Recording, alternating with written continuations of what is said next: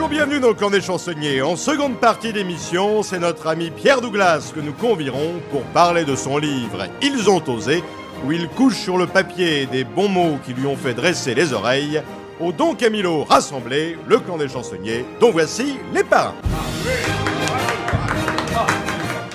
Quand il rentre chez lui la nuit et qu'il lance ses chaussures devant lui, c'est qu'il est pris de boisson. Et quand les chaussures reviennent, c'est que c'était trop tard pour rentrer. Pierre Passot.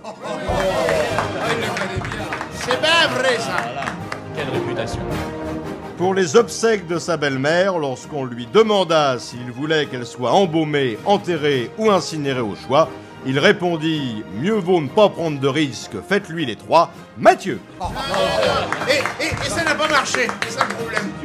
Lorsque nous regardons d'un œil l'éther, son corsage béant sur des rivages inaccessiblement amers, nous constatons qu'à côté d'elle, Nabilas et NKM, Galia.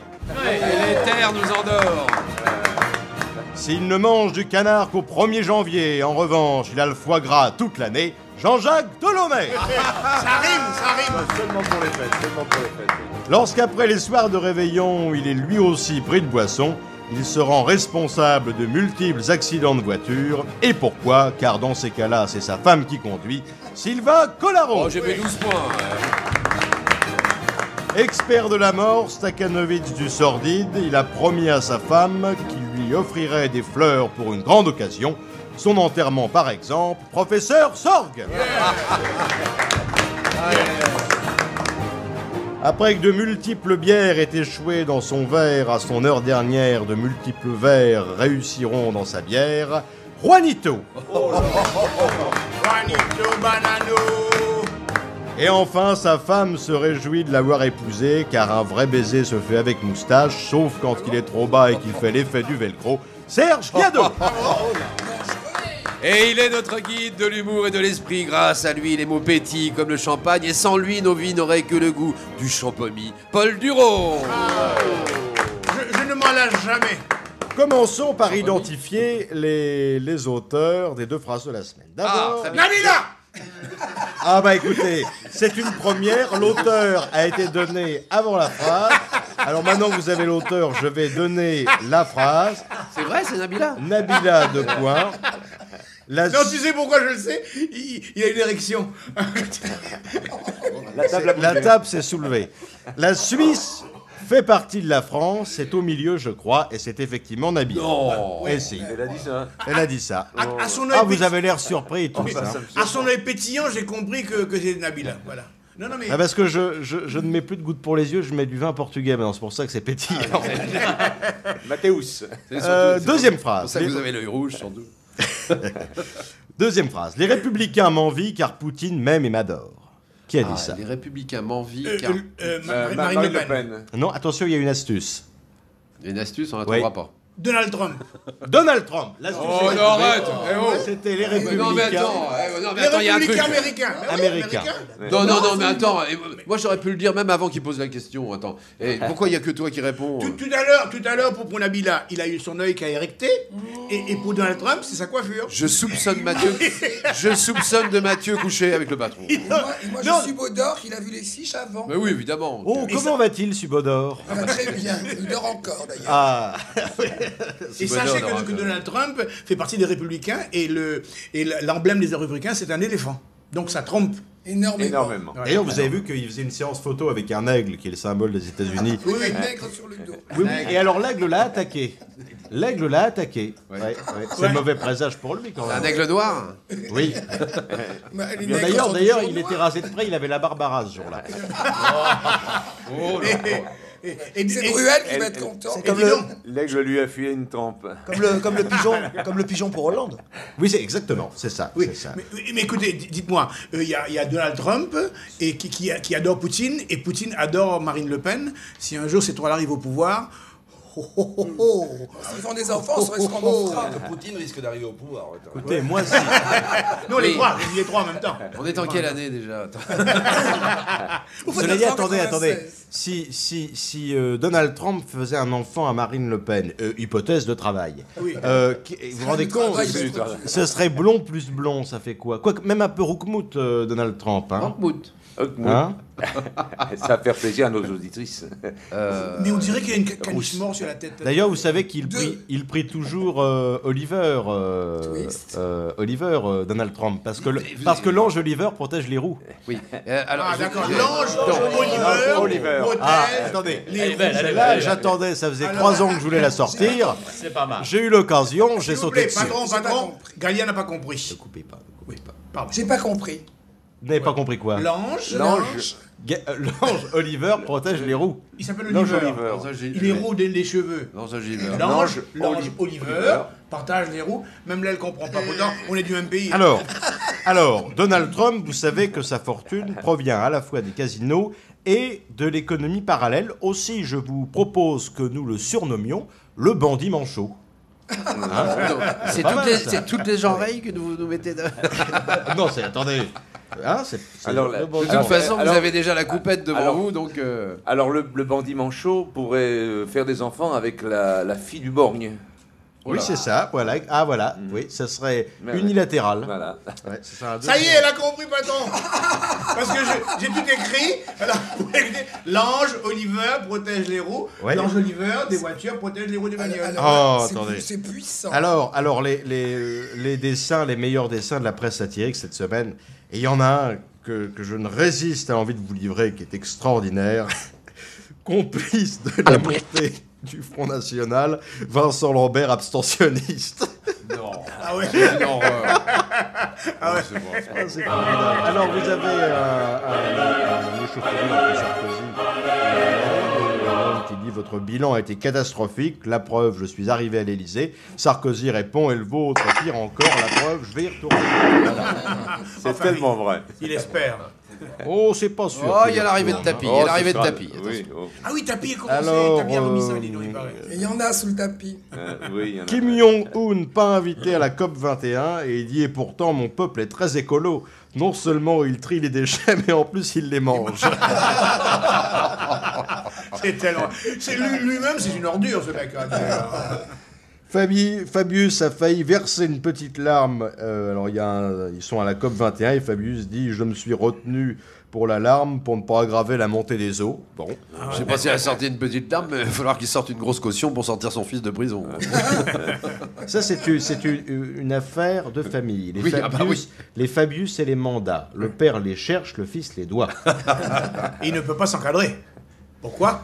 Parce qu'il est antiquaire. Ah oui, mais il touchera la retraite des cadres, je crois. Moi, je pense que ça vole un peu haut pour moi. Je vais rentrer tout de suite. Parce que... Déjà, Gaïa ne s'est pas remis de l'ange Oliver. Ben oui, mais. Ah ça excuse-moi, c'est très bien ça. pas un trottoir. Plus d'un prof sur deux est souscripteur d'une assurance contre les incivilités à l'école. Alors vous avez là le professeur qui parle à son assureur et l'assureur qui lui dit vous avez donc été traité de vieille bouffonne, c'est bien cela. Avez-vous pris le temps de remplir le constat à l'amiable avec l'élève? Et puis enfin, Poutine. Syrie, Poutine, l'allié incontournable, et Poutine dit « Sans moi, vous ne pouvez pas grand-chose, avec moi non plus d'ailleurs. » Et c'est très bien résumé. Alors, évidemment, eh bien, il y a là Nathalie Kosciusko-Morizet, virée des Républicains. Kosciuski Ça me fait beaucoup de peine. Ça me fait beaucoup de peine pour s'être opposé lors des régionales au Nini. Sarkozy l'a donc remercié. Maintenant, le Nini, ce sera ni le PS, ni le FN, ni NKM. Voilà. Et Sarkozy qui propose de décaler de quelques mois la primaire des Républicains pour 2017. Et cela dit, il a raison. Plus il repoussera la primaire, plus Juppé se rapprochera de la moyenne de mortalité nationale. Oui. Hein? Qui est Oh, ça doit être combien pour les hommes? 80 78 À 78 Oui. pour les Ah, hommes c'est jeune encore, dis donc. et 84 pour les femmes. Mais c'est-à-dire que dis donc. ça dépend ceux qui vous ont fréquenté ou pas, parce que vous leur faites prendre un... Ah oui, ben eux, Vous leur faites prendre eux c'est 10 ans. 50. Oui, c'est ça. Dis donc, il faut faire contre, c'est attention. pas cher. Si tu connais Sarkozy, tu vous demanderas à Sarkozy de faire attention parce que s'il repousse les élections trop tard, au mois de juin, il y a le football, il y a l'Europe, les Coupes d'Europe. Il faut faire attention parce que apparemment il aime le football, Mais Sarkozy. ça sera en novembre. Ah oui, vous avez Ben oui, raison. faut qu'il fasse Vous attention. avez noté que le soir du deuxième tour, il Ah, est allé monsieur était au football. Oui. À 9h30. Cela dit, on a fait toute une affaire de ça. Vous savez qu'ici, on épargne rarement, voire jamais les politiques. Mais là, est-ce qu'on peut vraiment imputer à Sarkozy d'être allé voir un match de foot après Mais l'élection. sûrement pas. Tout le Avant. monde, tout le monde lui a Avant, dit. mais après. Mais Bon, Paul, tout le monde lui a dit à ce moment-là, va te faire foutre. Il y est allé. tout est dit. C'était complet d'ailleurs ce soir-là, sauf un mec qui était avec une place vide à côté.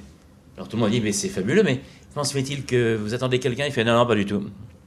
Et la place est libre? Bah ouais. Mais c'est la place de ma femme. Ah bon, très bien, mais elle va venir? Non. Il a donné dans ce cas-là à quelqu'un, à un ami, à un voisin. Il dit non. Il dit pourquoi? Il dit bah ils sont tous à son enterrement. Et de notre ami Blaise. Alors, il y a un gars qui est au fourré de football, il dit « Allez les bleus, dans les dents! Allez les bleus, dans les dents !» Et puis, à un moment « Allez les rouges, dans les dents! Allez les rouges, dans les dents !» Vous êtes avec les rouges, avec les bleus? Il me dit, les deux, je suis dentiste. Blaise. Chouette, ça, ouais. Ah, d'ailleurs, à ce propos du lendemain des régionales, j'ai une petite histoire aussi envoyée par un auditeur. Christiane Taubira, le lendemain des régionales, est en voiture avec son chauffeur. Comme d'habitude, pied au plancher, et arrive ce qui devait arriver. Une vieille vache traverse la route à ce moment-là. À peine déstabilisée, Christiane Taubira dit à son chauffeur « Va donc à la ferme là-bas et excuse-toi d'avoir tué leur vache. » Une heure après, 50 coups de téléphone plus tard, bien qu'elle feutrait à l'arrière de sa voiture chauffeur, elle voit revenir le dit chauffeur, complètement déshabillé, une bouteille de champagne à la main, titubant comme pas deux, plus un cheveu à sa place. Elle lui demande « Dis donc, qu'est-ce qui s'est passé ?»« Ben, je me suis excusé. » Et le fermier m'a offert 2 bonnes bouteilles de sa cave. Sa femme m'a préparé un petit gueuleton et les 2 filles m'ont fait mon affaire. Oh, vraiment, merci, c'était super. C'est pas possible, dit Christiane Taubira, choquée. Mais qu'est-ce que tu leur as raconté? Oh, bah, la vérité, que j'étais le chauffeur de Christiane Taubira et que j'avais tué la vieille vache. Elle est bien celle-là. Elle est gentille. Elle est gentille. Elle est gentille. Vous êtes vache. Maintenant, il se mêle de ce qui ne le regarde pas, mais heureusement qu'il s'en mêle, car personne peut-être ne le ferait aussi bien que lui. Monsieur Serge Liado, la parole est à vous. Ah, parfait, c'est vrai, je me mêle peut-être de ceux qui ne me regardent pas, mais je suppose que, comme moi, vous avez regardé l'élection des Miss France samedi dernier. Oui. En ce qui me concerne, je l'enregistre chaque année. Et chaque année, j'en profite pour enrichir ma petite collection de perles, car vous ne l'ignorez pas, les candidates n'arrivent pas toujours à apprendre par cœur les réponses aux questions des présentateurs. Et une fois de plus, je sais de quoi je parle, j'ai les dossiers.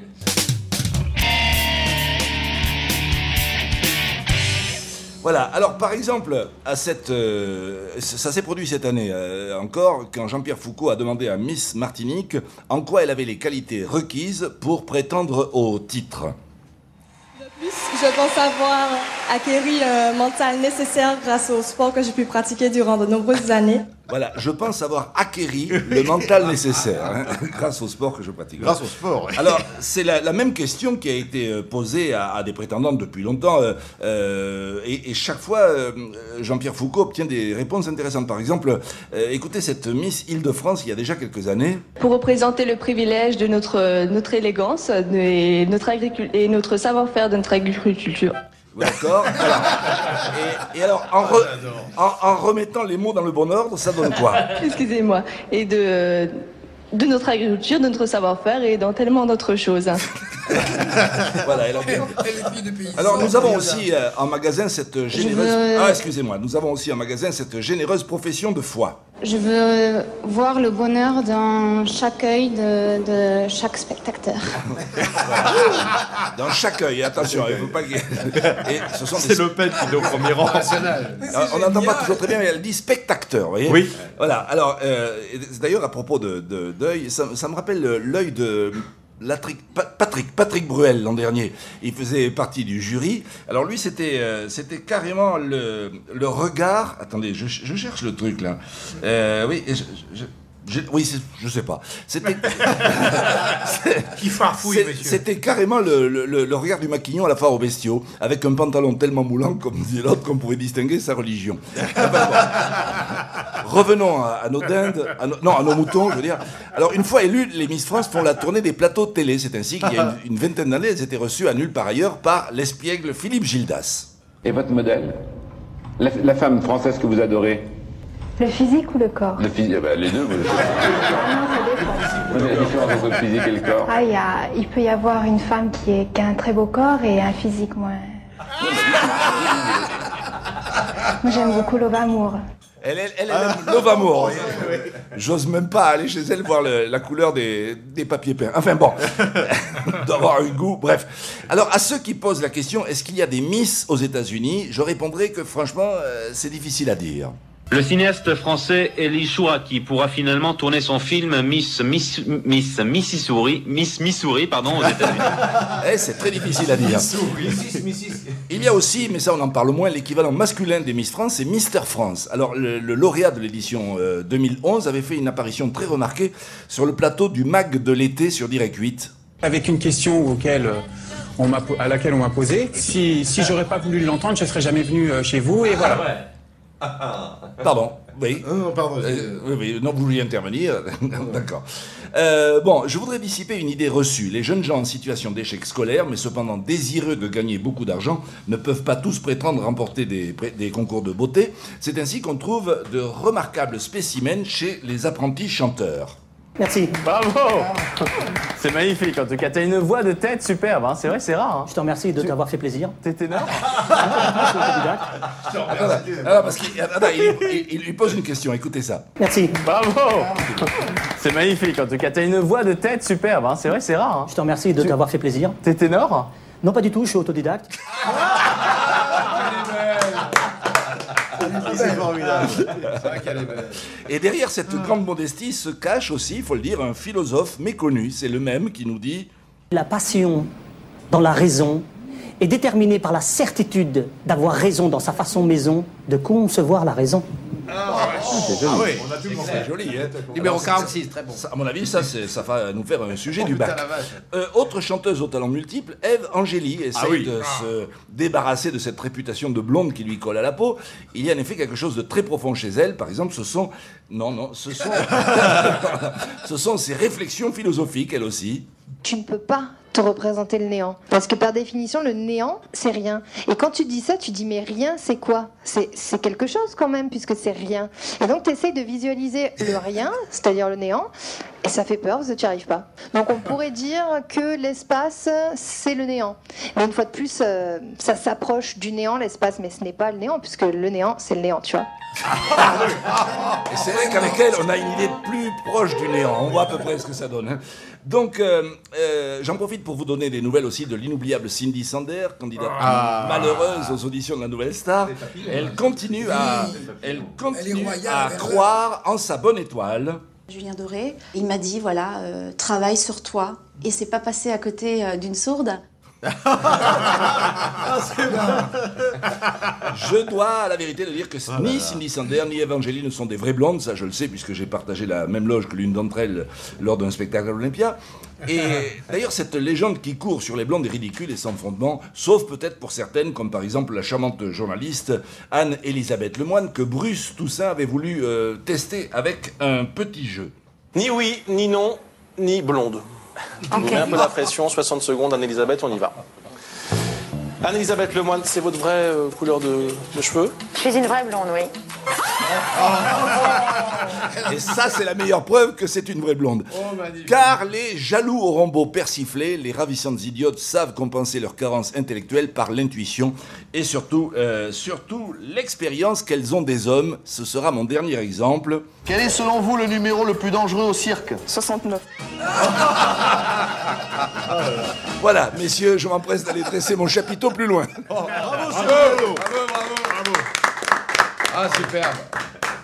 Et on enchaîne, cher Serge Viado, avec ce qu'on pourrait appeler du détournement de mineurs. Oui. Les chansons qui sont des incitations au détournement de mineurs.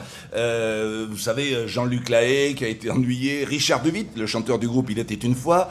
Leur compte sur Facebook a été clôturé depuis la mise en examen du premier et la condamnation du second, tous deux présumés accusés de corruption de mineurs. Et on tombe des nues, mais pourtant il y a des vedettes masculines de la chanson qui depuis longtemps n'hésitent pas à encourir les foudres de la justice. Rappelez-vous Aznavour à l'époque qui chantait viens donne tes 16 ans à la fureur de vivre, le chemin des amants est le seul qu'il faut suivre. À une fille qui a 16 ans, c'est intéressant. Johnny Hallyday qui chantait en 63 12 filles de 16 ans, adaptation française d'une chanson de Chuck Berry qui lui-même à l'époque purgeait une peine. Non, messieurs, Partager une pine. Attends. Non, purger. Purger une pine. Et c'est vrai qu'en prison, on a largement le temps de la purger. Alors. Ah, elle est belle. Tu la garderas, celle-là. Tu la garderas. C'est la mienne. Purger est une peine de 20 mois ferme pour proxénétisme aggravé sur des jeunes filles dont la plus jeune avait quand même 14 ans. Nos poètes classiques ne sont guère plus irréprochables. Témoin le quinquagénaire Ronsard disant à une jouvencelle « Vivez si m'en croyez, n'attendez à demain, cueillez dès aujourd'hui les roses de la vie ». Pour en revenir à Richard de Witt, il écope donc de 18 mois de prison dont un ferme et obligation de se soigner. Imaginez qu'après un lavage de cerveau, il se mette à fantasmer sur les femmes mûres et pourquoi pas Maïté. En chanson, mes amis, en chanson, ça pourrait donner ça. Qu'est-ce qu'il y a? Qu'est-ce qui va nous sortir? J'ai encore rêvé d'elle. C'est la nature. C'est bête, elle n'a rien fait pour ça. Ça veut merde alors. Elle n'est pas vraiment belle. Bon là ça va pas, hein? C'est mieux. Voilà. Elle est faite pour moi. C'est presque pareil, mais c'est tout à fait différent. Tout en douceur. Mon petit, je t'ai fait mal. Juste pour mon cœur. Il est sec le cornet. Je l'ai rêvé si fort. Je l'ai senti. Que les draps s'en souviennent. Oh que oui. Je dormais dans son corps. C'était mou. Bercé, je t'aime. C'est très agréable. Si je pourrais me réveiller. C'est reparti mon petit. Compter. Allez, hop. Si je savais où la trouver. Hier, la ma puce. Donnez-moi l'espoir. Allez, on y va. Prêtez-moi un soir. Je vais peut-être l'assommer. Une nuit d'amour. Juste pour elle et moi. J'ai pris la pilule. Demain la vie est belle. Matin. Ce soir, elle s'en ira. À mon âge, maintenant, je fais attention. On peut aller faire l'amour, on va après. Bravo, un petit chef-d'œuvre. Extraordinaire. Mais par contre, il a purgé une pine quand même. Vous n'avez pas entendu patron, super. Et purger une pine. La pine sera coupée au montage. Et je sais que Galia sait de quoi on parle. Alors, bravo Sergiano qu'on applaudit encore une fois. Merci. Moi, je voudrais quand même, parce que Evangélie, à chaque fois, c'est quand même incroyable. Elle fait des déclarations. Un enfant d'Evangélie et de Jean-Claude Van Damme, ça pourrait donner quoi? Tu te rends compte? Vous savez, elle a participé à la cuisine, vous savez. Oui. Et à un moment, la femme parle de mélange 5B. Et elle croyait qu'on parlait de soutien-gorge. 5B, comme dit Mansour. Mais il y a du Van Damme dans oui, c'est ce que je viens de dire, si tu as bien écouté. Pardon, non, je vais dire qu'un enfant d'Evangélie et de Jean-Claude Van Damme, ça donnerait quoi? Et on applaudit Pierre Douglas qui nous a on l'avait entendu.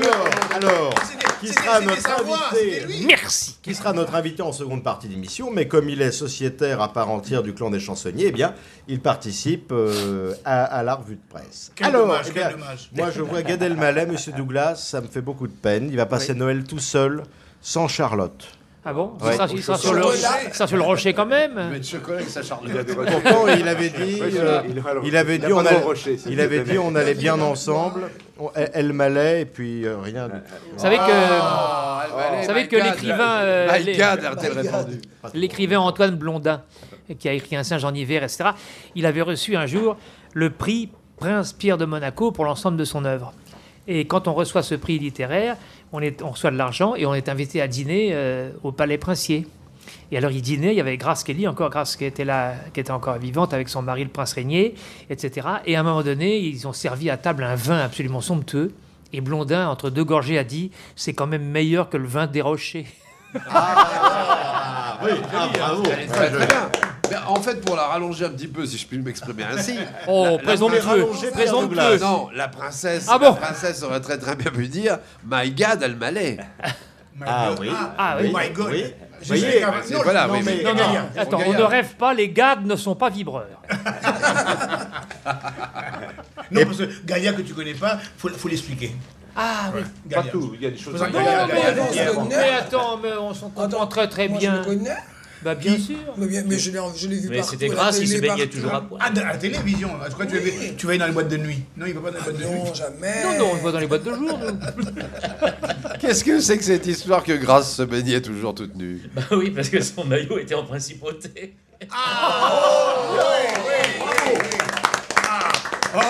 Oh, ça aurait été dommage de la rater. ça. Ah ouais, j'ai pris les cours la semaine dernière. Et leur enfant s'appellera Ferrero, l'enfant du rocher. Oui, Oh, oui, voilà. J'aime moins. Mais par contre, j'aime. On Pierre a de la notre mémoire parce censeur que qui est là. le jeu de mots qu'il vient de faire, il me l'avait fait à l'armée en 1965. Donc il a de la mémoire. Non, 62. Non, mais pardon.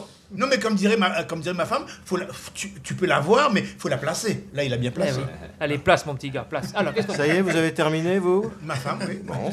Alors, Gisbert, comme Pierre Douglas, a sorti un livre. Oui. Mais beaucoup moins souriant et surtout un petit peu amer parce que, ma foi, eh bien, l'ancien président Jacques Chirac étant très malade, on le sait, bah là, il sort un livre avec des révélations pas toujours très joyeuses à son sujet. Et notamment celle-ci, Ardisson lui demande un petit peu d'expliquer si la rumeur de l'enfant caché de Chirac au Japon est vraie. Et Gisbert répond, il n'y a pas de fumée sans feu. Et je rajoute pour le Japon qu'il n'y a pas de saumon sans fumée. Oui. Oui. Non, mais attendez. Non, mais laissez-nous réfléchir quand même. Est-ce que vous trouvez que c'est très sympathique, franchement, un homme qui est malade, d'aller raconter des trucs Non, c'est sur pas, lui, ça se fait pas. Ça se fait pas. Ça se fait pas. Non, mais dans le même C'est temps, pas nous qui ferions ça. Dans le même temps, il a fait un documentaire qui est passé sur, je sais plus Oui, sur quelle pas chaîne, mal. C'était très bien. sur Chirac, qui était pas mal du tout. oui, Et à un moment donné, j'ai relevé Marie-France Garot qui dira de Chirac. Bah, ça fait longtemps qu'elle n'a pas été relevée, oui. Oui, Marie-France Garot qui dira de Ça fait longtemps Chirac qu'elle se couche plus avec non plus. aigreur quand il coupa le cordon avec Juillet donc et elle aux ordres de Bernadette. Oui, puisque oui, qui avait Bernadette- dit c'est elle ou moi. oui. Elle dira donc je croyais qu'il était du marbre dont on fait les statues, il n'est que de la faïence dont on fait les bidets. Oh, C'est très laid. Ah oui. Oh, écoute, cette femme, elle l'aime ou elle l'aime pas. Oui, Et si tu me permets de conclure avec Pierre Juillet à l'égard de Jacques Chirac, quand il fut nommé en effet Premier ministre de Giscard d'Estaing, Chirac, Premier ministre, oui. Oui, mais ça n'a pas duré longtemps. Chirac qui congratulera fortement Pierre Juillet, et Juillet dira de Chirac, c'est bien la première fois qu'un cheval remercie son jockey. Alors Chirac qui est sorti de l'hôpital, il était temps parce que tous les jours à l'heure de l'apéro, il prenait la poche au bas de son lit. Il commençait à trouver que le pastis avait un drôle de goût. Alors il a recommencé à faire visiter Beatty. Et l'autre jour, il y a un touriste qui était très déçu parce qu'il voulait voir les antiquités du château et Bernadette n'était pas là. Oh, Beatty Maison. Paul. Oui, Il y a oui. des jeunes. Où ça? Comment Et puis DSK, vous avez vu? Oui, oui. Avec qui il va fêter Noël? Je bande déjà. Avec son fils dont on apprend l'existence de 5 ans. Dire qu'il a le pauvre petit a failli être avalé il y a 5 ans, ça fait de la peine. C'est le fils, Pas Nafissatou. C'est le fils de qui alors? De DSK et bah il Une va. dame qui passait dans le coin. D'une dame qui Mais passait il la reconnaît pas, il me semble, non? Mais elle réclame Mais 8 000 euros de dis-nous en pension plus, alimentaire. Puisqu'on ne peut plus raconter d'histoire juive à la télé, je peux vous en raconter une à la radio. C'est un juif qui téléphone à ses copains, dit donc, c'est bien ton magasin de meubles qui a été entièrement détruit par un incendie. L'autre téléphone, non, c'est demain. C'est merveilleux. Ah bah, je vais vous en raconter Elle est très une bien. aussi alors. Allô Lalicra, oui, on est là.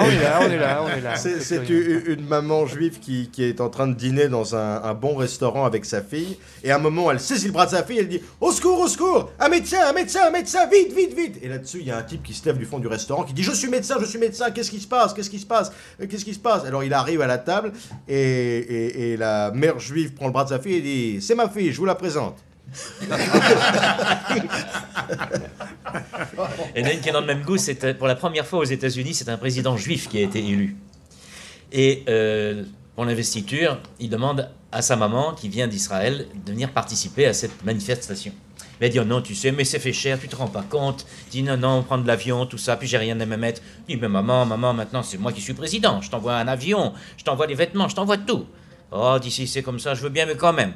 Alors, elle assiste à la manifestation, à la prestation de serment. Elle est tout à fait au fond de la salle. Et puis, elle est très émue. Puis, elle dit au monsieur qui est à côté, il dit, vous voyez, monsieur, le grand garçon, là, qui donne avec la main sur la Bible, là, Eh ben, son frère, il est docteur. C'est bien aussi. Alors, Stromae, il s'est marié. Oui, formidable. Oui, la mariée l'est moins. Formidable. Mais c'est c'est étonnant, pas grave. ce garçon, en effet, parce que... Il a beaucoup de succès, mais pas auprès des dames, parce qu'elle est pas... Bah bon, c'est pas grave. Alors... non, mais pourquoi? Mais vous avez vu... C'est une conquête qu'il avait depuis déjà un certain temps. Vous avez vu Régine? Ça fait longtemps. Oui. Vous parlez de Régine avant ou après? On savait déjà qu'elle avait un boa autour du cou. Maintenant, on sait qu'elle a une langue de vipère. Parce qu'elle s'en est pris à Amanda Lear, là. Ah non, j'ai pas entendu. Elle a dit quoi? Oh, des bêtises. Non, dites-le. Ah non, on voudrait savoir. Elle a prétendu qu'Amanda Lear était un homme. Alors, non. Non, elle a dit qu'elle avait connu Amanda en homme. Oui. Il y a quelqu'un qui a répondu à sa place et il dit, et il paraît qu'Amanda aurait dit, moi j'ai connu Régine en femme. Mais dites-moi, tu as connu Régine, toi, non? Tu as connu bien. Comme tout le monde, chérie, je suis allé au musée. C'est pas très galant, ça. T'as connu Régine comme tout le monde. Non, dans son boulot, dans son travail, le travail de nuit. Mais la dernière fois qu'elle avait rencontré, la dernière fois qu'elle a reçu Amanda, il n'y avait pas d'argent dedans. Maintenant, monsieur Juanito, la parole est à vous. Bonjour à tous. À tous. Bientôt les fêtes. Mais en attendant, nous sommes dedans. si, bientôt, voilà, en plein dedans, Cet homme est extraordinaire. n'est-ce pas? Mais en attendant de sabrer le champagne, c'est le sabre laser qui est à l'honneur. Oui. Comme si on n'avait pas assez de problèmes sur Terre, on va voir ceux de l'espace. Mais cette fois-ci, eh oui, Cocorico, la France a eu Star Wars avant les États-Unis et en avant-première mondiale.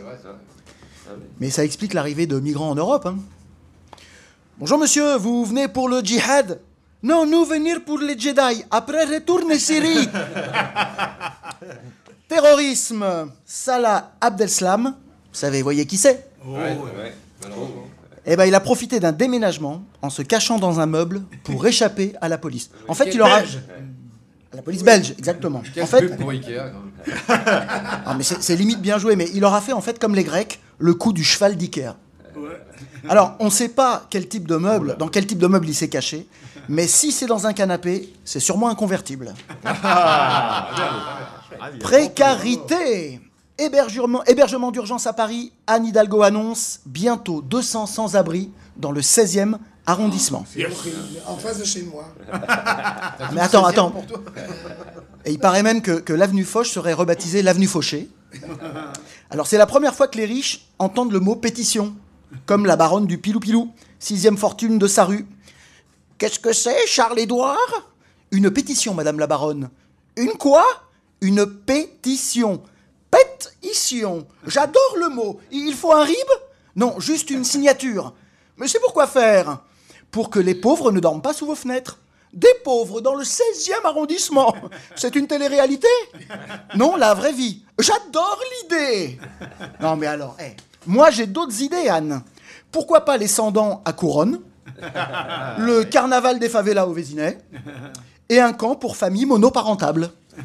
Ah, très bien. Bref, encore un constat d'échec de nos politiques qui nous servent toujours des mesures micro-ondables du réchauffé. Comme d'habitude, on ne s'attaque pas à la cause et on jongle avec les effets. Souvenez-vous, on préfère courir après les 3000 évadés fiscaux en Suisse plutôt que de s'occuper des 4000 prisonniers sociaux de la Courneuve. Bravo, Juanito. Alors, pardon.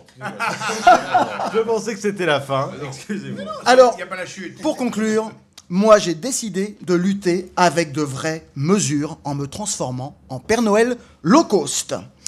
Et pour réveillonner Discount, j'ai quelques astuces. Par exemple, regardez, j'ai trouvé ça. C'est beau, c'est bon, c'est rouge, ça coûte 2,50 €, c'est des œufs de limpe.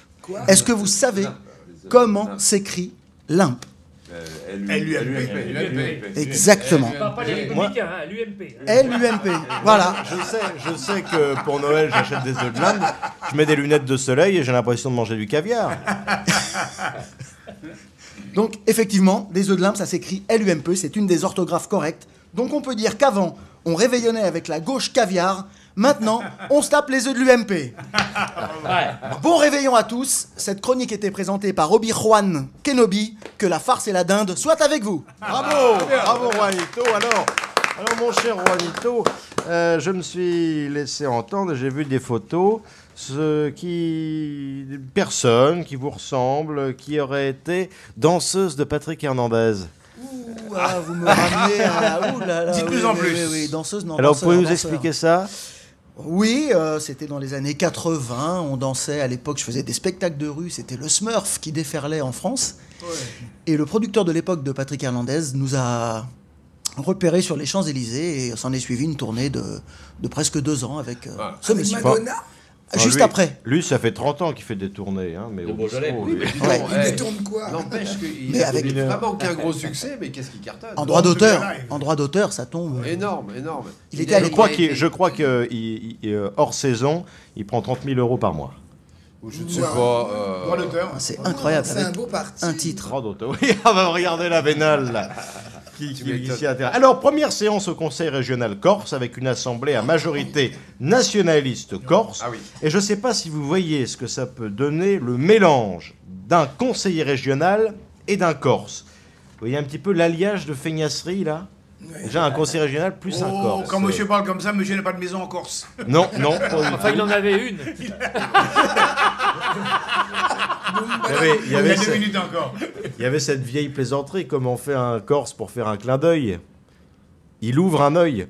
Il y avait également le Corse qui monte faire l'escalier de sa maison comme ça, et il y a sa femme qui lui fait « Oh, où tu vas, Tino ?» Il dit « Oh, je vais faire la sieste. » Il dit « Mais tu l'as déjà fait tout à l'heure. » Il dit « Tu sais bien que je peux pas rester sans rien faire. » Et dis, est-ce que ma braguette, elle est ouverte?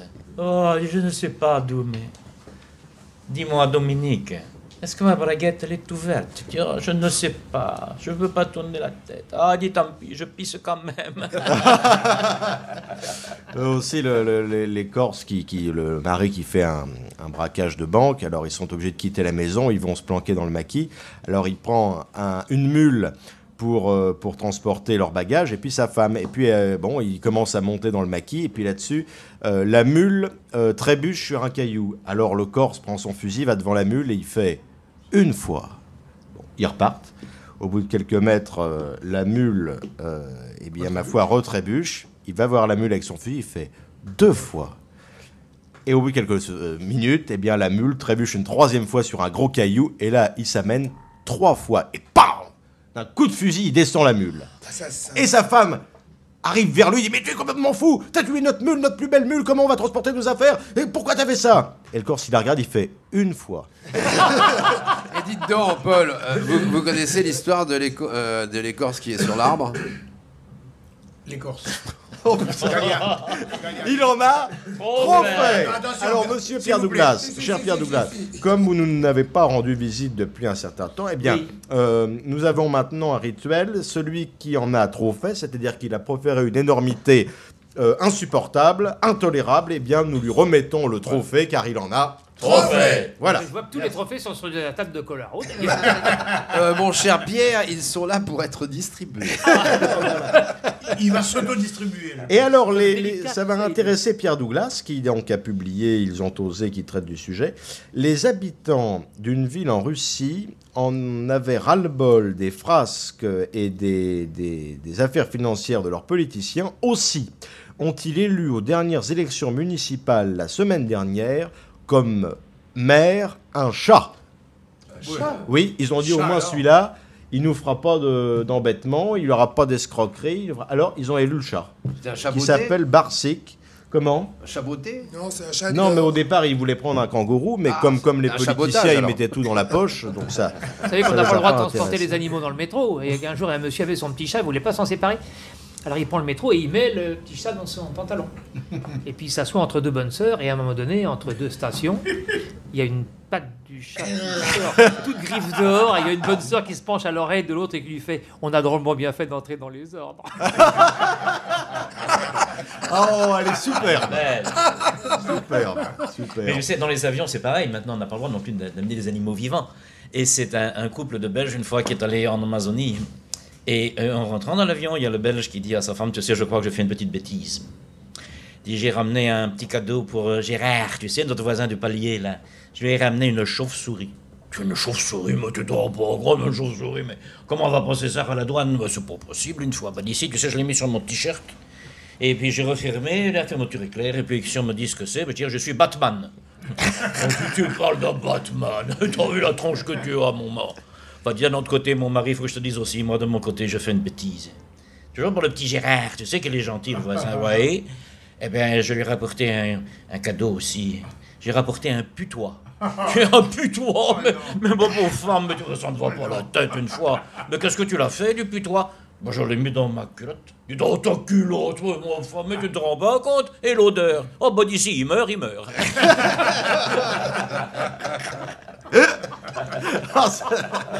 Alors ça, c'est une histoire pour Noël à raconter. Hein. Alors, on continue avec les animaux. Vous vous souvenez de Diesel?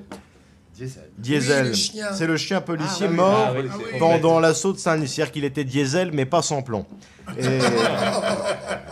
Oh le pauvre. Non mais il fallait la sortir. Oui, voilà. Ça mange pas de pain. Alors, eh bien, la Russie avait en signe d'amitié offert un chien policier à la France pour remplacer Diesel. Chien destiné à détecter la drogue et l'alcool. Or, c'est bien un chien russe parce qu'il a été donc placé pour la détection aux douanes des alcools.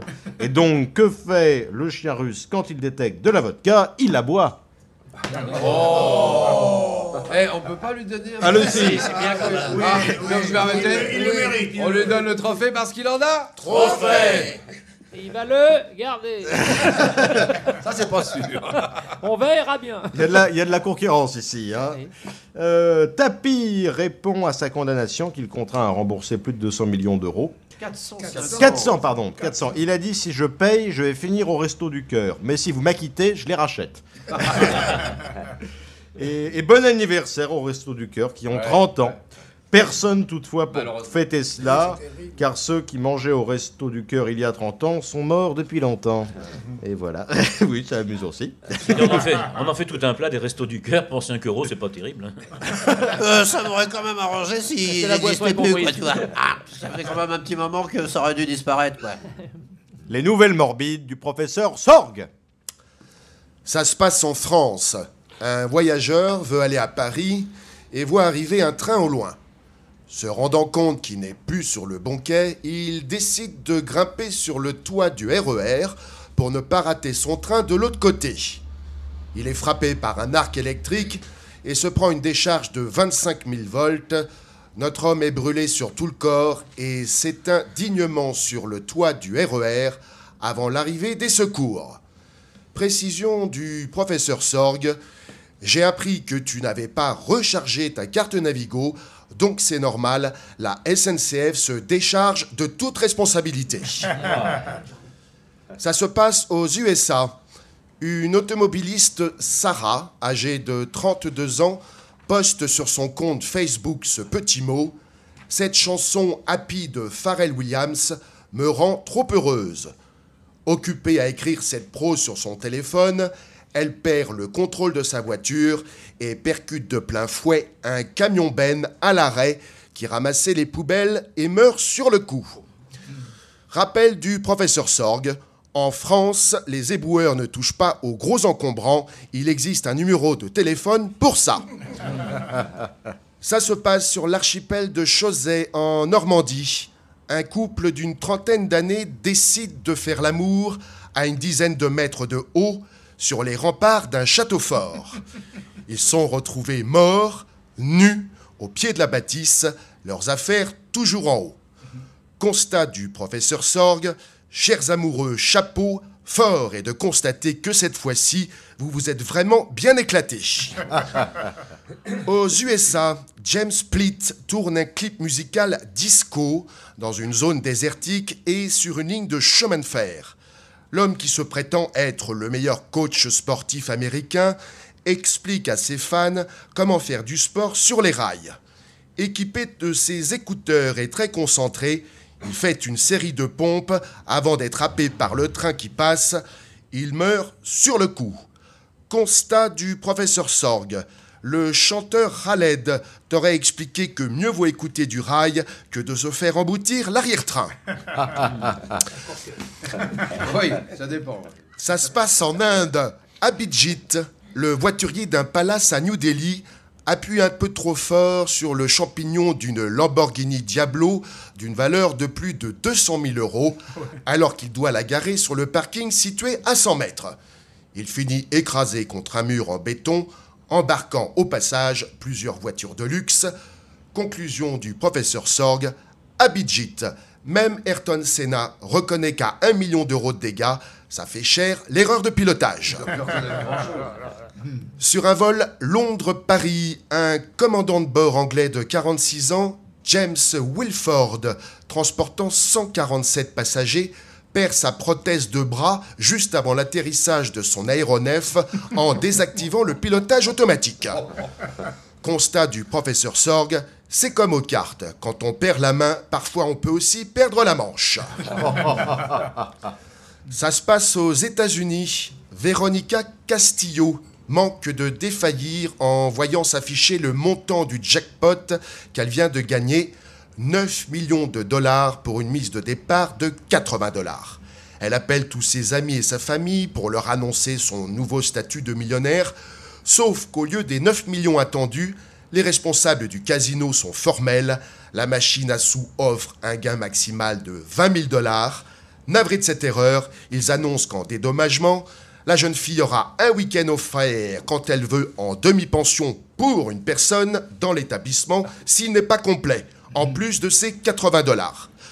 Conseil du professeur Sorg, Véronica, en France, si tu vas au casino du coin, pour 80 $, tu remplis ton frigo.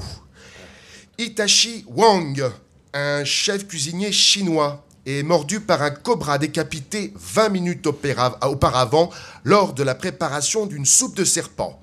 La tête de l'animal, dans un dernier réflexe, mord l'homme au poignet. Itachi meurt asphyxié et empoisonné en attendant les secours. Constat du professeur Sorg. Itachi, maintenant tu sais, mais un peu tard, que les serpents ne mordent les cuisiniers qu'au bras. Aux USA, Devon Staple, 22 ans, un peu faible d'esprit, célèbre l'indépendance des États-Unis dans le jardin d'un ami et décide d'utiliser comme pas de tir le haut de son crâne. La fusée festive fabriquée à partir d'obus de mortier explose et le tue sur place. Constat du professeur Sorg, comme te l'aurait conseillé Neil Armstrong, Devon, quand on est dans la Lune, mieux vaut pas avoir un pet au casque. Bravo, professeur Sorg. Bravo. Ce sont des nouvelles vraies, hein, c'est des vraies nouvelles. Hein. Absolument. Pour les vacances de Noël, au musée d'Orsay s'ouvre une exposition sur la prostitution. Voilà, pour les vacances scolaires, c'est bien. Et pour tous ceux qui étant partis skier auront raté l'expo, à leur retour, une after sera organisée rue Blondel. Est-ce que, attendez, là je demande à des hommes d'expérience, est-ce que la rue Blondel est toujours une rue réputée? Oui. La rue Saint-Denis, oui. Ce mec qui répond, il a dans le cul, de toute façon. La rue Blondel, la rue Bleue, tout ça. Il y a même la rue de Paradis. Oui, ah bah. Pour ceux qui rêvent. Il y a la rue Godon de Mauroy. Ah, la rue Godot de Mauroy, c'est près de la Madeleine. Moi, j'ai écumé tous ces quartiers-là. C'est terminé, ça. Hein. Rue Godot de Mauroy. Oui. Ben, il y a toujours le Godot, je sais pas s'il y a le Mauroy, mais bon. Non, rue Blondel, je me souviens d'une époque qui est bien lointaine, mais on y croisait souvent Michel Simon.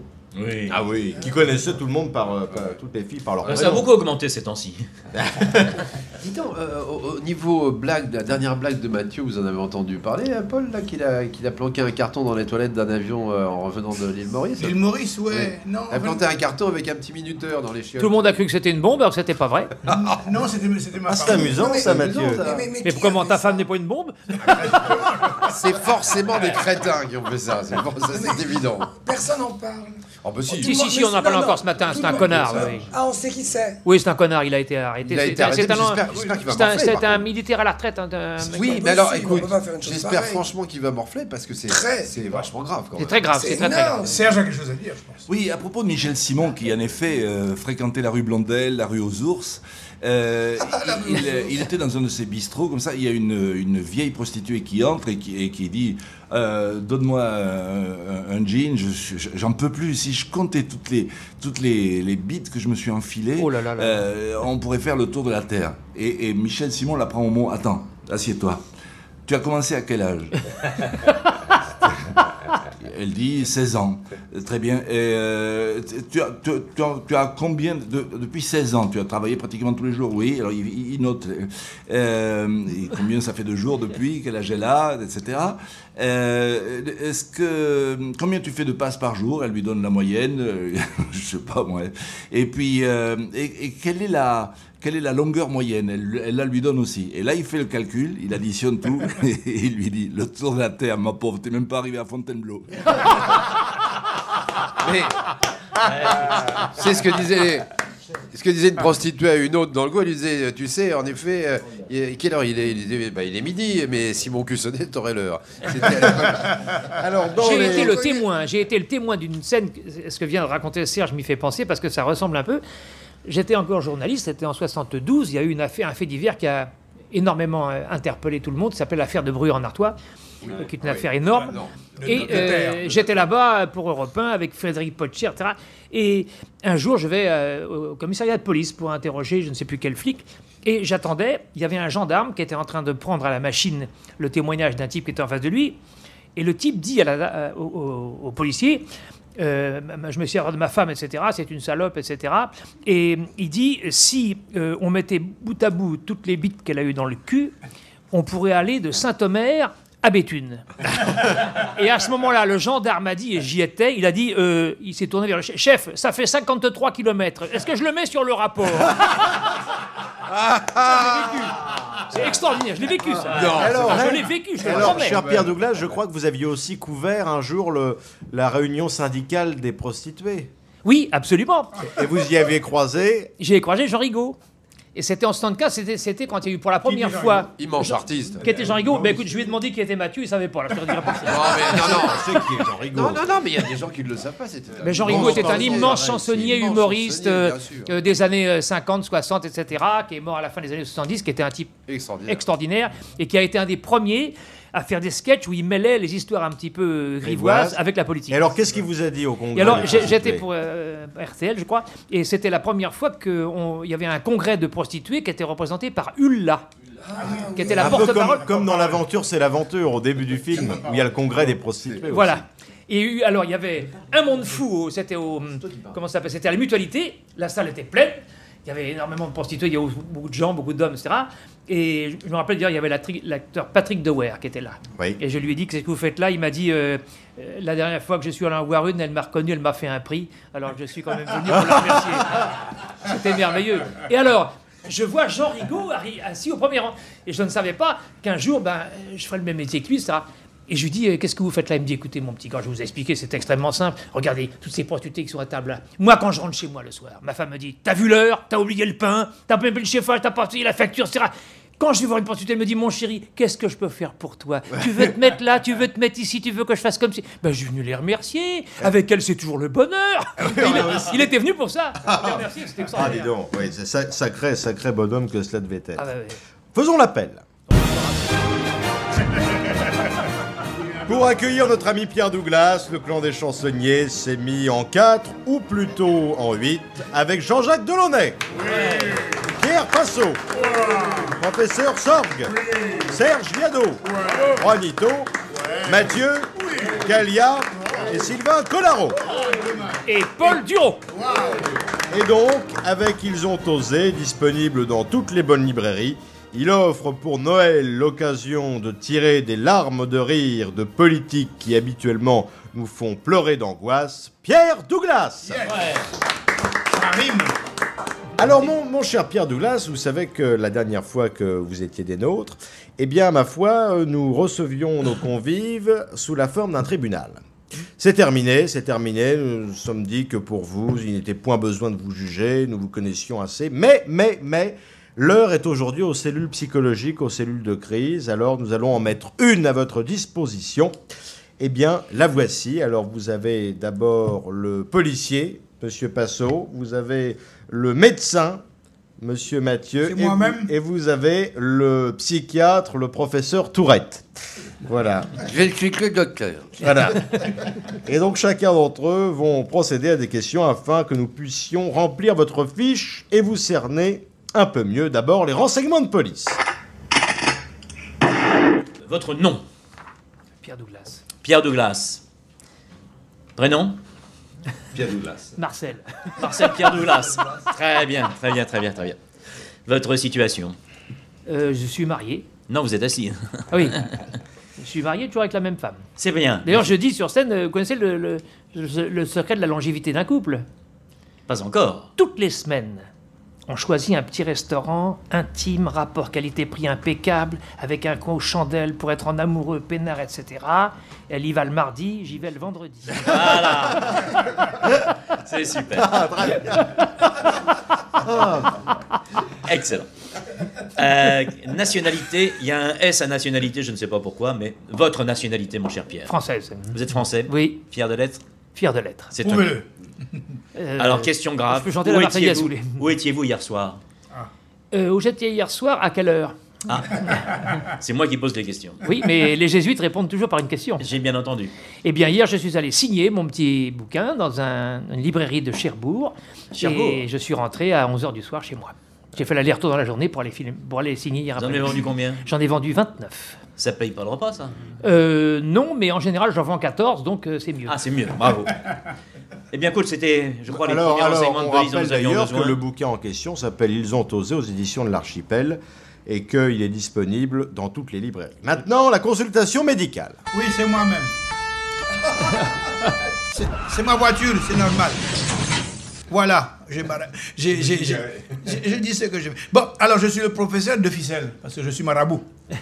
Oui. Marabout de ficelle. Marabout de ficelle. Ouais. Bon journal, bon journal. Je Et suis tout à content. l'heure, vous parlez des jésuites, je suis très content parce que je suis de l'île Maurice, comme ça s'entend. Je sais bien, je vous Dans l'accent. salue, Panard. Oui.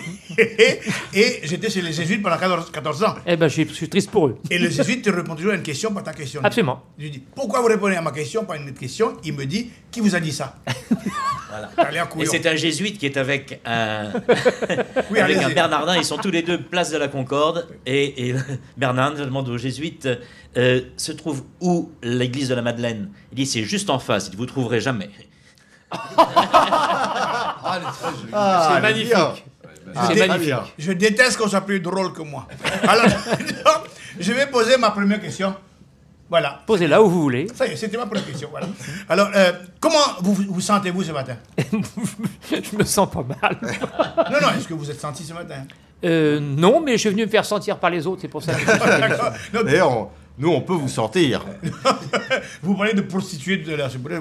Bon, alors justement, dans le premier sens du terme, comment allez-vous?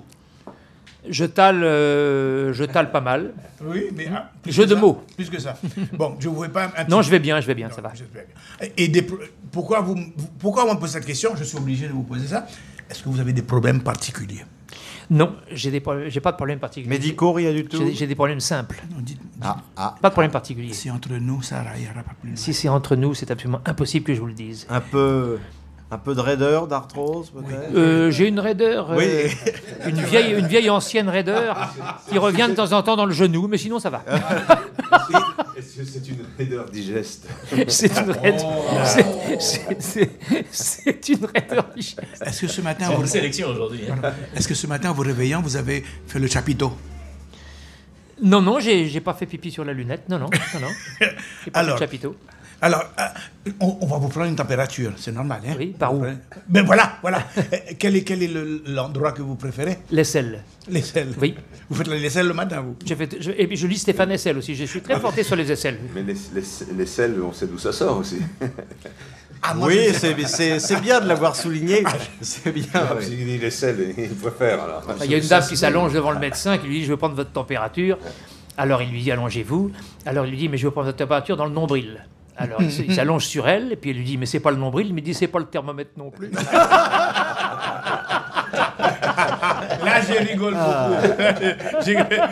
J'allais vous dire, monsieur, non plus, c'était pas mon thermomètre non plus que vous... Oui, je l'ai senti. Vous voyez, vous sentez-vous ce matin? Voilà ma question. Alors, maintenant, nous allons passer à la pesée. Est-ce que vous avez pesé ce matin? Non, je n'ai pas pesé. Est-ce que vous avez pesé? Je pèse de moins en moins. Est-ce que vous parce que en fait, je ne pèse pas. Mais je fais autre chose. Mais je ne... Est-ce que vous pesez debout? Vous savez mon âge? Ça va pas, non? Déjà assis, c'est pas de la tarte, alors. Excusez-moi maintenant, mademoiselle Gallia, est-ce que amenez-moi mes gants blancs? Parce que un toucher rectal, vous direz? Non, merci. J'ai déjà donné. D'ailleurs, l'autre jour, il y a un jeune homme. Parlez-nous, hein. Il y a un jeune homme assez féminin qui était sur un scooter. Et c'est authentique, c'est un ami qui me l'a raconté. Et alors, il faisait des chats et des entrechats avec son scooter. Il s'arrête à un feu rouge, il y a une voiture qui s'arrête à côté. Et le type baisse le carreau et il dit au jeune homme « Va te faire mettre !» Et le gamin l'a répondu en soulevant son casque « C'est fait !» C'était la consultation médicale. Il s'en sort bien, il s'en sort bien. Maintenant, alors Monsieur Douglas, là j'ai un peu peur parce que je vais vous mettre entre les mains de notre psychologue maison, le docteur Tourette. C'est déjà très intéressant qu'en poésie je vais vous mettre. Voyez-vous, parce que ça veut dire qu'en fait, il a réellement la conscience de ce qui va se passer dans cet insensé. Je suis spécialiste pour les tourmenter, mon cher Pierre. Pour les tourmenter. Les tourmenter. Qu'est-ce que c'est qu'à tourmenter? Ça, m'enculé. C'est important à tourmenter. Vous êtes spécialiste des gens comme moi. Vous avez connu Tourmalet, c'est tourmenter. Très facile. Voilà, monsieur Pierre, Job. Pour vous cerner mieux, Bite, je vais devoir vous demander quels ont été les moments salopes les plus marquants, gros cul, de votre existence. Pile. D'abord, s'il vous plaît, un peu de silence d'assistance. La plus belle réussite, gros cul. Dites au professeur Tourette, Pierre Douglas, quelle est votre plus belle réussite? Ma plus belle réussite, ce sont mes enfants. Ah, ouais. C'est la réponse des gens de cœur. Hein. Ouais, ouais. C'est très joli parce que si vous aviez répondu votre carrière, je vous aurais dit que vous étiez assis dessus. Alors, c'est une question un peu délicate, belle loge. Enfin, quand même. Le médecin a plus de problèmes que le malade. Nous connaissions votre sincérité. Gros cul. Et nous avons besoin de connaître la plus belle gaffe que vous ayez commise. La plus belle gaffe? À la boulette. J'en ai commis plusieurs, mais il y en a une que j'aime bien, si j'ose ainsi dire. Quand on fait une gaffe, on s'enfonce et on s'en sort plus. Et je venais de faire je venais de faire mes débuts de comédien et le metteur en scène me dit on va aller déjeuner avec Christian Jacques, qui était un immense metteur en scène, qui a mis notamment en scène Fanfan de la Tulipe. Et nous arrivons dans un appartement pour le chercher. Et Christian, j'étais vraiment ébloui, en admiration. Et je lui ai dit, monsieur, je suis vraiment très ému de faire votre connaissance. Et je ne savais pas quoi dire. Je dis, vous savez, pour moi, votre plus beau film, c'est Les Belles de Nuit. Et il me dit, c'est René Clair. Alors, j'étais quand même emmerdé. Et là, je pense que, vite fait, je me dis, bon, il a été marié avec Martine Carole. Et je lui dis, ah, mais en tout cas, Caroline Chérie, c'était génial. Il m'a dit, on va déjeuner parce que c'est pas moi non plus. Et je n'ai plus jamais été capable, pendant une demi-heure, de retrouver Fanfan la Tulipe. Après, il était très gentil, on a rigolé à table, on s'est raconté tout ça. Mais quand on s'enfonce dans une. Il faut réagir très vite. C'est le type qui arrive dans une réception, il dit à un copain, t'as vu la bonne femme là-bas, t'as vu les moustaches qu'elle a, le mec fait, c'est ma femme. Il dit, ça lui va bien. Il faut aller très très vite. Mon cher Pierre Douglas, il faudra quand même que je vous consulte un peu à part. Alors maintenant, c'est une question que nous posons traditionnellement ici et qui est très intéressante pour tout le monde, en effet, sur le suivi, en effet, de votre cas. Nous voulons vous demander, s'il vous plaît, quelle est la première fois couille je bite.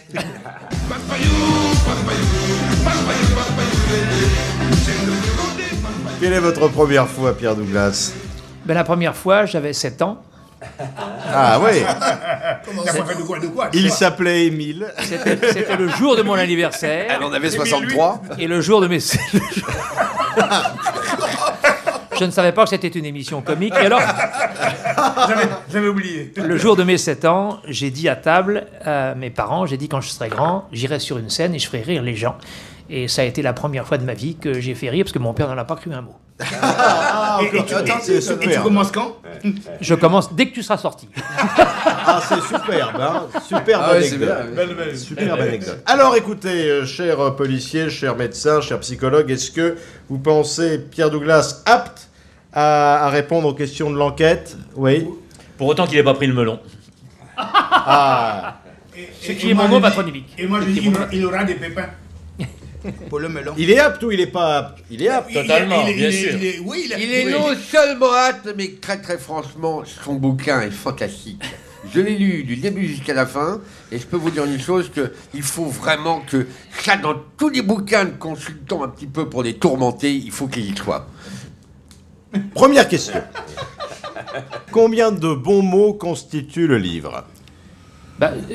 Toutes les phrases ont été effectivement prononcées par des personnalités politiques françaises, et il doit y avoir 200 à peu près. Ah ouais. Et elles sont toutes drôles, étant donné qu'il y en a plus de la moitié qui sont de l'humour involontaire. Mais c'est authentique, évidemment. Elles sont toutes authentiques. D'ailleurs, j'ai mis toutes les sources. J'ai mis toutes les sources. Ça, c'est fort. Si faire de la politique a souvent détruit beaucoup de carrières d'humoristes, à contrario, un politique qui fait de l'humour trouve-t-il grâce à vos yeux? Oh bah oui, on a au jury du prix de l'humour politique, on a nommé membre d'honneur André Santini. Ah ouais. André Santini, la première phrase avec laquelle il a eu le prix.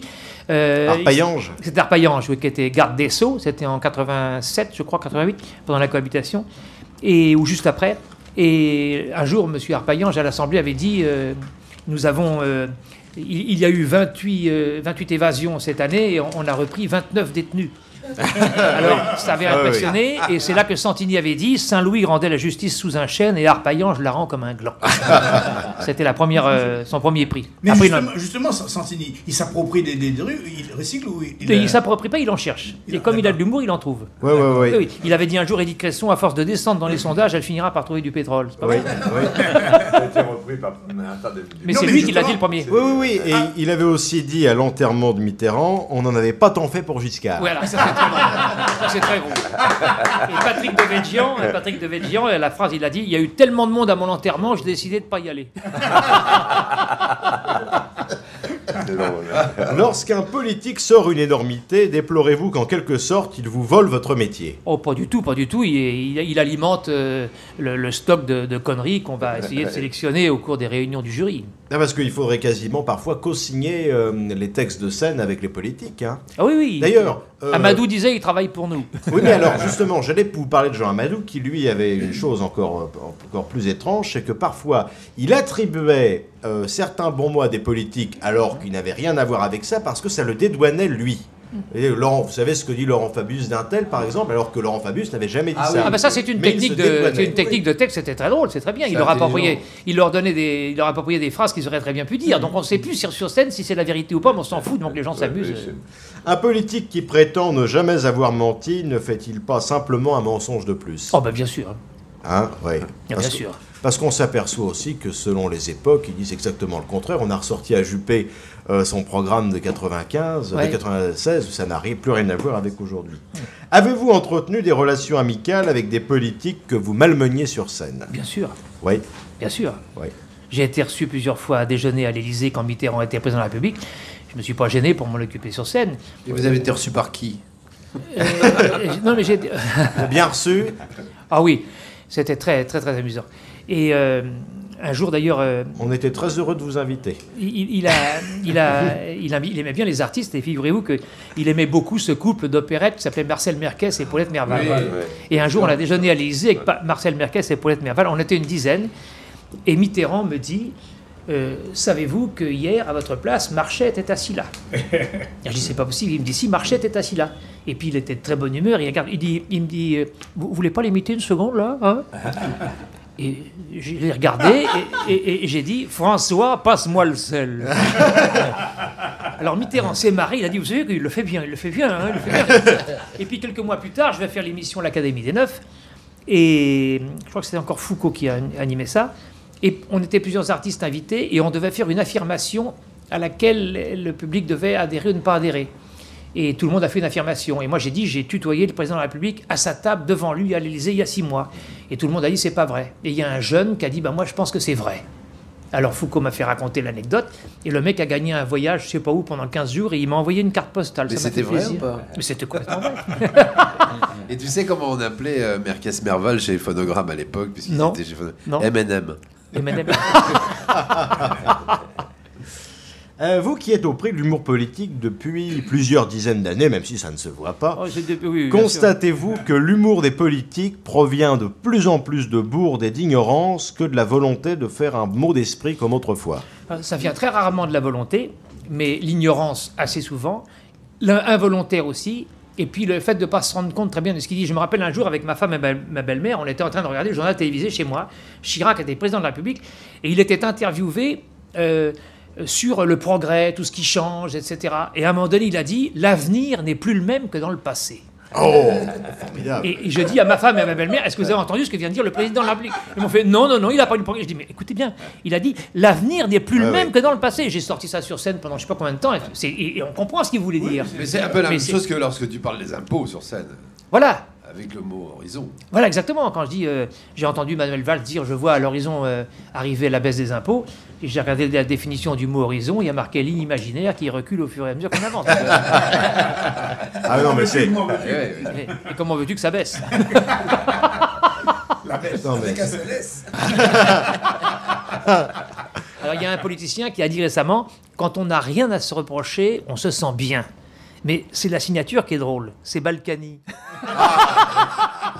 Alors, on pleure seulement quand on dit le nom. Je vais vous donner une phrase, mais c'est le découlement, on en a parlé ici, qui est extraordinaire. C'est quand même, comment s'appelle-t-elle, la ministre de l'Éducation nationale, Najat Vallaud-Belkacem.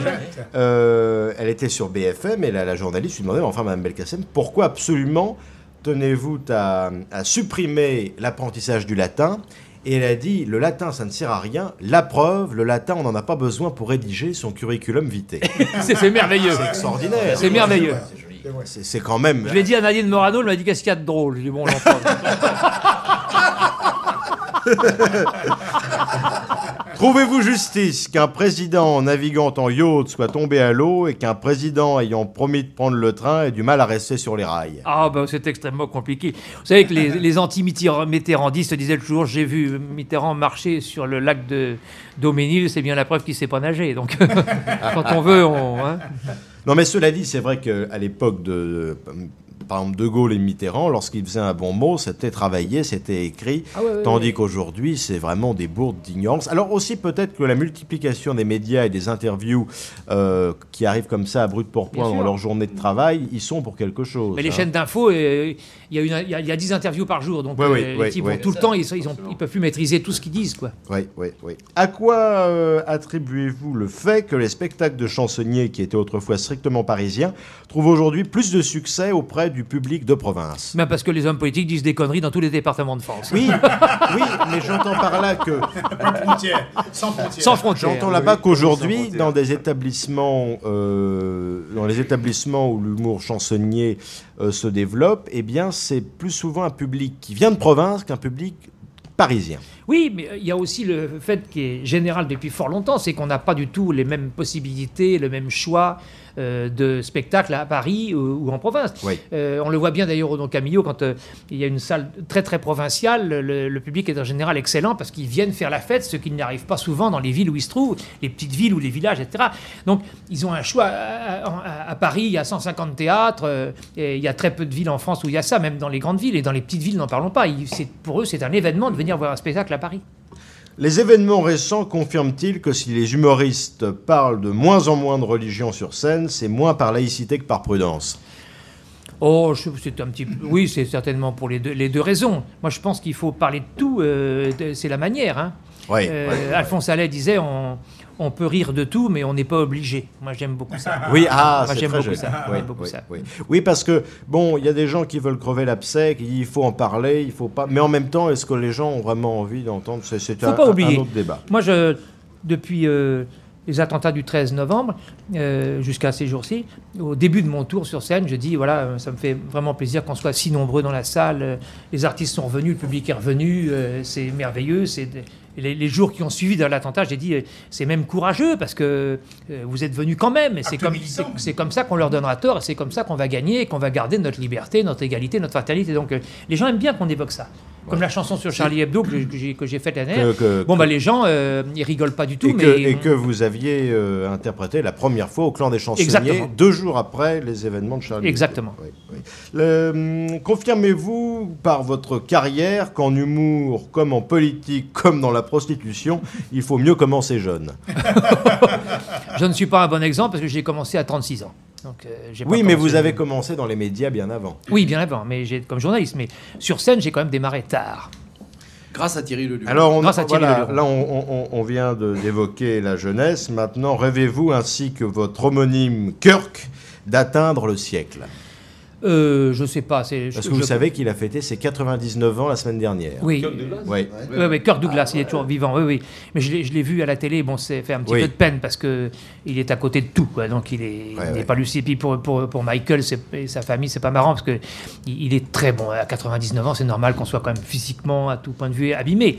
Et moi, j'ai envie de vivre longtemps, oui, mais j'ai envie de vivre longtemps comme je vais aujourd'hui. Hein. Quand ça n'ira plus, vous me le direz, on fera ce qu'il faut. On peut vraiment on marchera. Tu vas voir quand tu auras mon âge. On marchera sur le tuyau d'oxygène. Pardon, j'ai pas fait exprès. D'ailleurs, Kirk Douglas, est-ce que vous pouvez nous gratifier du lien que vous faites parfois sur scène entre John Wayne et les Belges? Ah oui. Alors, ce sont deux Belges qui vont au cinéma pour voir un western avec John Wayne. Et il y en a un qui dit à l'autre, je te parie que dès que John Wayne apparaît sur l'écran, il va tomber de son cheval, n'est-ce pas? L'autre dit, c'est impossible, c'est le meilleur cavalier d'Hollywood. Il dit, tu vas voir. Il rentre dans la salle, le film commence, John Wayne apparaît, pan, il tombe de son cheval. Le Belge dit à son copain, qu'est-ce que je t'avais dit? L'autre dit, c'est extraordinaire. Il dit, tu sais, il faut que je sois honnête avec toi. J'avais déjà vu le film, alors je savais qu'il tombait dès le départ. Le deuxième lui dit, moi aussi j'avais déjà vu le film, mais je pensais pas qu'il était assez con pour tomber 2 fois dès le départ. Bravo Pierre Douglas. Belle histoire belge. Oh, ouais, c'est ce même Belge, tu sais, qui était allé au cinéma voir John Wayne. Il prend un ticket, il rentre, il ressort, il repasse à la caisse, il prend un ticket, il rentre, il ressort. La troisième fois, la caissière dit, monsieur, mais pourquoi? Il dit, parce que des fois, à chaque fois que je rentre, il y a une bêtasse là qui me déchire mon billet en 2. Alors, pour en terminer avec cette enquête, cher Pierre Douglas, j'aimerais que vous nous gratifiez de vos 3 phrases humoristiques, volontaires ou non, politiques, qui sont présentes dans Ils ont osé. Les 3 que je préfère? Oui. J'ai pas tellement de... J'aime beaucoup la phrase de Chevènement qui dit « Même mort, je reviens ». Ah oui. Il y a une phrase magnifique de Christian Estrosi, qui vient d'être élu président de la région PACA, et qui était en voyage en Amérique du Sud avec Sarkozy, et qui a dit « Vous avez vu comme Sarkozy est populaire en forêt amazonienne ?» Ah, très bien. Quand même extraordinaire. Ah oui, hein. oui. Et puis, la phrase de Coluche que j'ai mis en page de garde, et qui dit « Je ferai aimablement remarquer aux hommes politiques qui me prennent pour un rigolo que ce n'est pas moi qui ai commencé. » Bravo Pierre Douglas. Et je vous renvoie dans les librairies acheter Ils ont osé.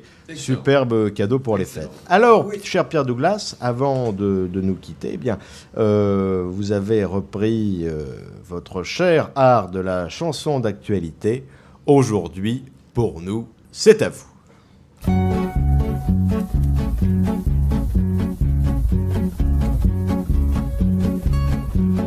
Que les politiques étaient les seules victimes des auteurs humoristes, nos chers amis intimes, on avait l'impression que Monsieur Bolloré de l'esprit n'avait strictement rien à cirer. Mais le jour où notre homme a vu sa marionnette, il jugea que l'humour n'était pas très honnête, et il a décidé que ces sacrés guignols allaient cesser de lui casser les roubignoles. Tempête chez le Bolloré, les guignols il voulait virer.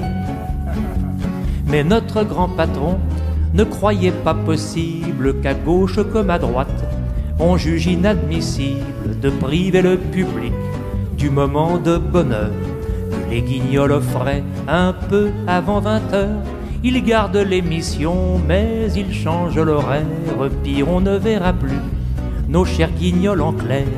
Et si l'on ne peut pas s'abonner à Canal, il faudra se contenter d'un petit journal. Tempête chez le Bolloré, les guignols, ils voulaient virer. Pour ceux dont la mémoire est un peu hésitante, sachez que Bolloré eut l'idée exaltante d'inviter sur son yacht, pour la petite histoire, Sarko en 2007 pour fêter sa victoire. L'ex-petit président pensait au monastère, mais craignant que la vie y soit un peu austère, jeta son dévolu sur le yacht de Vincent poussant le luxe un peu plus haut qu'il n'est des sans tempêtes. Chez le Bolloré, les guignols, ils voulaient virer. Notre patron a dit à ceux qui l'accompagnent, pourquoi ne pas changer une équipe qui gagne? On vire les anciens à coup d'indemnité. Ça passe beaucoup mieux quand on fait ça l'été. En juillet, les auteurs sont foutus à la porte. On veut des abonnés car c'est ça qui rapporte. Et voici un slogan qui n'est pas très saillant. Chez Monsieur Bolloré, ben l'humour c'est payant. Tempête, chez le Bolloré, les guignols il a dû garder. Yes. Bravo Pierre Douglas. Bravo Pierre Douglas. Ah, puis une belle chanson militante. Maintenant, cher Sylvain Collaro, vous allez remettre les prix. Et très facilement. Très facilement. Non. Ah, non, c'est pas gentil. Si, très facilement, parce que, franchement, le cochon... Oh, je finirai par le cochon après tout. Non, parce que je préfère carrément donner immédiatement la vache et l'âne à Jean-Jacques Delaunay. Ah, pourquoi? Oui, pour une raison très simple, c'est que... L'âne, d'accord, mais pourquoi la vache? L'âne, Tu vas tout comprendre, mon cher Pierre. Tu vas tout pour les comprendre. oreilles. Simplement parce qu'il est le seul aujourd'hui à être habillé comme un roi mage. Et par conséquent, il va rencontrer Jésus avant nous. Il en aura donc besoin pour réchauffer le petit. C'est le seul mec dont on voit le nœud papillon à la radio. Donc, la vache et l'âne vont à Jean-Jacques Delaunay. Alors, je voudrais pas dire que celui dont on va avoir le nœud papillon, c'est lui qui a droit au cochon, puisque ça serait malhonnête de ma part. Non, je voudrais donner le cochon aujourd'hui à Serge Diado, parce que il semble franchement être celui qui connaît le mieux les histoires de la rue Blondel. Donc... Oui, c'est vrai. Le cochon à Serge Diado. Et c'est le seul ici qui a purgé la pine. Voilà. Et puis le trophée, il m'est resté. Il m'est resté, mais l'émission n'est pas terminée. Maintenant, nous allons tous chanter ensemble, car il n'est de bon spectacle à Paris, ni de bonne émission qui ne se termine en chanson. Et pour les circonstances, chanson de Noël. Monsieur Delaunay, c'est à vous. Un petit medley.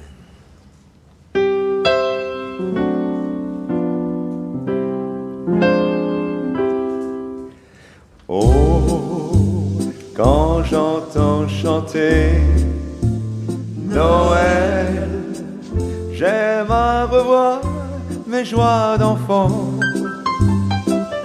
Le sapin scintillant, la lune d'argent, Noël, mon beau rêve blanc. Oh, quand j'entends sonner au ciel l'heure où le bon vieillard descend, je revois tes yeux clairs, maman, et je songe à d'autres Noëls blancs. Mon beau sapin, roi des forêts, que j'aime ta verdure. Quand par l'hiver, bois et guérets sont dépouillés de leurs attraits. Mon beau sapin, roi des forêts, tu gardes ta parure.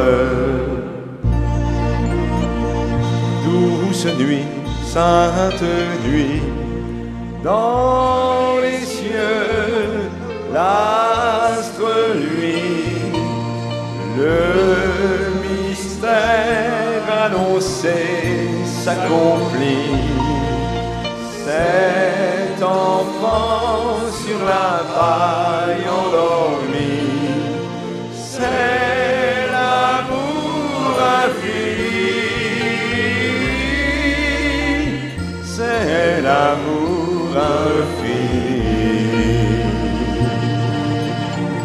Petit papa Noël, quand tu descendras du ciel avec des jouets par milliers, n'oublie pas mon petit soulier. Mais avant de partir, il faudra bien te couvrir. Dehors, tu vas avoir si froid. C'est un peu à cause de moi. Sur le long chemin, tout blanc de neige blanche, un vieux monsieur s'avance avec sa canne dans la main. Et tout là-haut le vent qui siffle dans les branches lui souffle la romance qu'il chantait petit enfant. Vive le vent, vive le vent, vive le vent d'hiver, qui s'en va en soufflant dans les grands sapins verts. Vive le vent, vive le vent, vive le temps d'hiver, boule de neige, jour de l'an, et bonne année grand-père.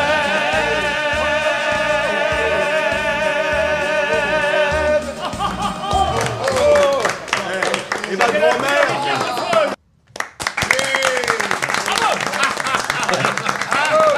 Mais personne n'a relevé pendant la chanson de Papa Noël, qui est une belle chanson.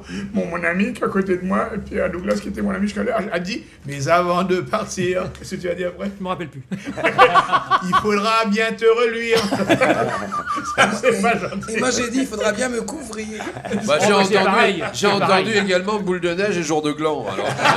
Alors, il y a Douglas méchant. Pour votre repas de Noël, il va vous falloir raconter. Il va vous falloir raconter des bonnes histoires. En voici une de Pierre Passot. Ah. Yes.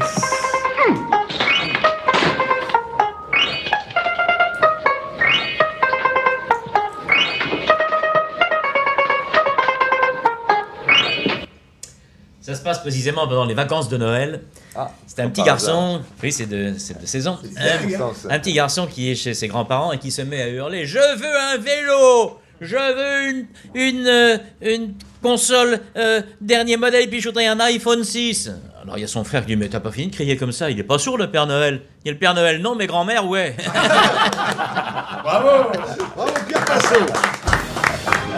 Alors, je vous renvoie en librairie, acheter... Une petite seconde. Attendez. Je vais juste rappeler quand même, Madame Michelle Obama, première dame des États-Unis, a dansé le rap dans toutes les chaînes de télé avec des jeunes pour les inciter, etc.